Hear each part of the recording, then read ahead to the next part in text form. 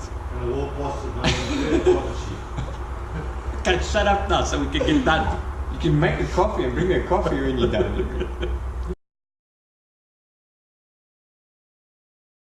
Alright. As always, we analyze the stage that was just finished today, and then we preview the following stage. But first off, let's analyze today's stage. Tony, how was it? It's exactly as we predicted. It was going to be a shake-up for the GC riders. Anybody who had aspirations of being the overall winner of this tour had to be wide awake today, and we saw that happen. We saw on that final climb, it was amazing. Richie Port's team did a lot of work in that last 50 Ks. You know, yes, there were some guys up the road. It was an amazing breakaway that had gone up the road, but super special. I mean, we had Bosenhagen in there, we had De Gent, we had Bakelants, we had Gilbert, and we had Vukla. Now, I wonder who can tell me about those 5 riders. Every one of those 5 riders has already won a stage in the Tour de France. That's an amazingly strong group.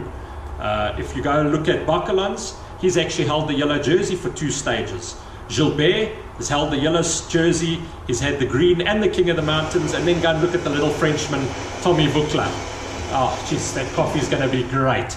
But if you go and look at the Frenchman, Tommy Vukla, you know, he's won a stage, he's held the yellow jersey for 20 stages, he's also worn the white jersey and the King of the Mountains.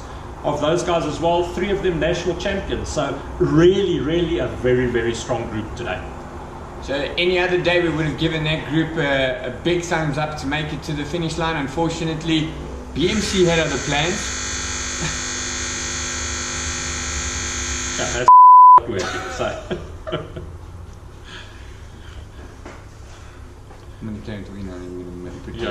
Yeah. Okay, unfortunately, BMC had other plans. Thank you, Dave. BMC had other plans. Richie Port must have been feeling good. Puts his team on the front. They turn themselves inside out. We're expecting big fireworks from him. They get to the base of the climb and BMC literally just dissolve and disappear into the peloton, leaving Richie Port on his own. Tony, talk us through that last climb today. I don't know why he put that whole team in. He virtually sacrificed them all. You know, at the end of the day, we saw that Froome was left with Geraint Thomas. Not that G did much work. I think he was also a little bit tired, but he was there. The guys that really wanted to challenge Froome needed 1 or 2. So you saw Aru then attacked on that final climb. Everybody sort of sat and looked and said, well, you know, there he's going, who's going to do anything? By that time, they were all isolated. It was actually Froome who then made the move to get across. Did he leave it a little bit late? In his interview, even Froome says, yeah, he thinks he left it a little bit late, but at the end of the day, he's in yellow. He did pull a bit of a psychological blow to Richie again. So is he happy with the day? He's happy with the day. I think Froome has come in here a lot fresher, if I can use that term. In previous tours that he's won, we've seen towards the last week he starts getting tired and he really has to be on his game. I think he's a bit fresher, which is going to result in that last week him being really explosive, and on top of it, he's going to ride himself into form. I agree with you there. I think he's really come into this tour slightly under what he would normally be coming in, and hence the build-up for him to be stronger into the 3rd week. The other thing that we can take note of there is the 2 riders that crashed with Cavendish, Degenkolb and Swift, that went down at 60 odd kilometers an hour, rolling and tumbling and buying some tar there on the French roads. Both of them survived to the base of the climb. Both of them put their little bit of work in for their team leaders. Degenkolb putting some work in for Contador, pulling really hard to get him into position for the final climb, and then finally dropping out. Ben Swift a little bit earlier than that, dropped out at about 11 Ks to go. But it just goes to show these guys are hard as nails. They want to race, they want to finish. Crash, no crash, they don't care. They just want to finish the tour. A lot of character there, a lot of depth in terms of strength and will and ability. So we have a surprise attack from Aru. Pops out on the right hand side, shoots up the road. The guys hesitate a bit, they leave it alone. He ends up taking the stage. It's a great result for him. Just as another little bit of info, He is now 27 years old. He has won the Vuelta a España Grand Tour, and he has won a stage in every single Grand Tour at the age of 27. That's talent. We look forward to seeing what he can do in the coming years. I think he's going to be a really big GC contender in the next coming years. Maybe even this year. I think the real steep climbs will suit him.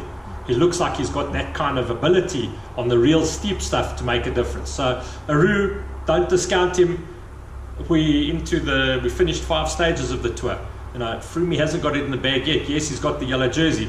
It's still a long way before the fat lady sings, guys. A great result. Today's results is Froome GC into yellow, moving up nicely to 3rd place on GC. Aru, my guy, Dan Martin, up into 4th. A great ride by him. He's really showing that he's also got some good form this year. And Richie Port sitting on 5th on GC. He won't be unhappy with that position, but I do think he took a shot to the ribs today that he wasn't expecting to take. So there you have it. That was our analysis of the race. The yellow jersey goes to Froome, so he'll be in yellow tomorrow. Com jersey goes to Aru, so he gets rewarded for his stage win as well. That's a double up. He wears a com jersey. Points jersey stays with Demar. Again, a very good sprint in the intermediate sprint to gain some more points. He's leading by about 50 points almost. And then white jersey to Yates. That's changed. Gone from the young Frenchie to Simon Yates. He's from Orica Green Edge, so you can bet your bottom dollar that they're going to be doing a lot of work for him. Chavez, who was the original GC leader, he wasn't anywhere today. Simon Yates automatically team leader. And while you're sipping that lovely espresso, on to stage 6. 216 Ks tomorrow.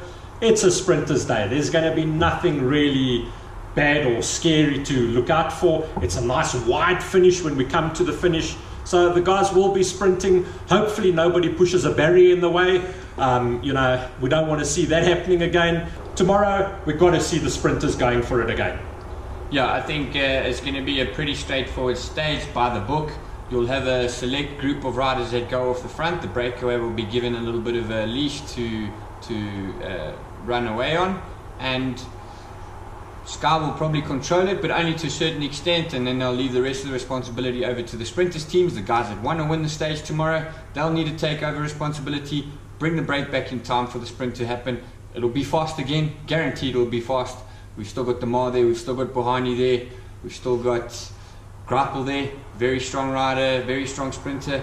There's a lot of sprinters still left in the race. It's still going to be very exciting. H, just a reminder that today, for today's stage, you know, I did say Froome, and I said my next favourite would be Mr. Martin.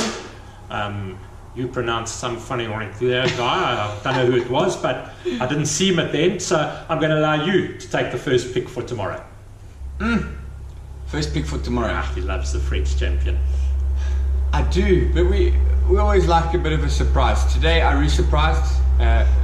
He was definitely on the list for us. A sprinter to surprise tomorrow. I think Greipel actually has a chance. The sprint finish does sort of suit that sort of power rider. So let's see how he goes tomorrow. I'll go for Greipel. Okay, you're going to go for Greipel. I'm just going to ask the owner of the shop to come over here quickly. And you'll understand why now. If he can move it a little bit, he's a bit slow, you know, he's getting old.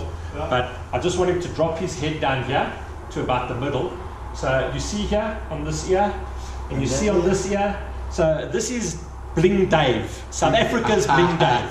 Tomorrow I'm going for Bling Matthews to win the stage. He's going with speed. That's my man. He rides the giant and he will win. So there you have it. We've got predictions here. Tony's going for Bling Matthews. I'm going for the gorilla, Andre Greipel. Let's see how it pans out. It should be straightforward. Should be quite easy to see. And see you tomorrow. Guys, keep watching. Keep giving that feedback. See you tomorrow. Cheers.